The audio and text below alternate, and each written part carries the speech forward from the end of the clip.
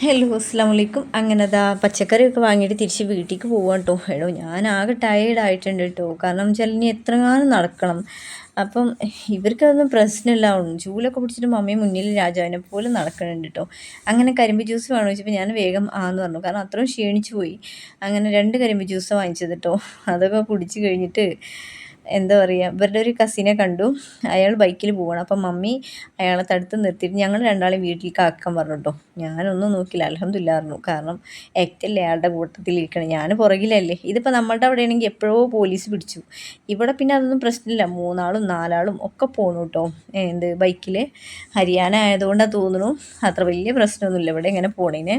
അങ്ങനെ വീട്ടിലെത്തിയപ്പം ഇവർ ആദ്യം തിരി ഉണ്ടാക്കണം കേട്ടോ. ദീപാവലിയാണല്ലോ, അപ്പോൾ വീടൊക്കെ ഒരുക്കണം, തിരി കത്തിക്കണം. അങ്ങനെ അത് കഴിഞ്ഞിട്ട് ഞങ്ങൾക്ക് രാത്രിക്കുള്ള ഡിഷാണ് തയ്യാറാക്കുന്നത്. ഞാൻ കുറേ ചോദിച്ചു, ഞാൻ ഹെൽപ്പ് ചെയ്യാൻ. അപ്പോൾ അവൾ വേണ്ട പറഞ്ഞു. ഇത് തവ എന്താ പറയുക, ചപ്പാത്തിയും പിന്നെ നെയ്യ് ചുട്ട് ചപ്പാത്തിയും. ഞാൻ പറയുന്ന കോമഡിക്കൊക്കെ ചിരിക്കുന്നുണ്ട്. ഞാൻ ഓൺലൈനിൽ ഹിന്ദി പഠിച്ചത് കുറച്ചൊക്കെ ഉപകാരപ്പെട്ടു കേട്ടോ. അവരോട് പിടിച്ച് നിൽക്കാൻ കഴിയുന്നുണ്ട് എനിക്ക്. അങ്ങനെ കഥകളൊക്കെ പറഞ്ഞ് എന്താ പറയുക, ചപ്പാത്തി ചുടലൊക്കെ കഴിഞ്ഞു. അങ്ങനെ എൻ്റെ ഉഷും കൂട്ടുകാരൊക്കെ വന്ന് എല്ലാവരും കൂടെ ഒരുമിച്ച് ഫുഡൊക്കെ കഴിച്ച് ഞങ്ങൾ തിരിച്ച് ഞങ്ങളെ വീട്ടിലേക്ക് തന്നെ പോവാം കേട്ടോ. അപ്പം സബ്സ്ക്രൈബ് ചെയ്യാത്തവരൊന്ന് സബ്സ്ക്രൈബ് ചെയ്യുക. Okay, tata, bye bye, see U.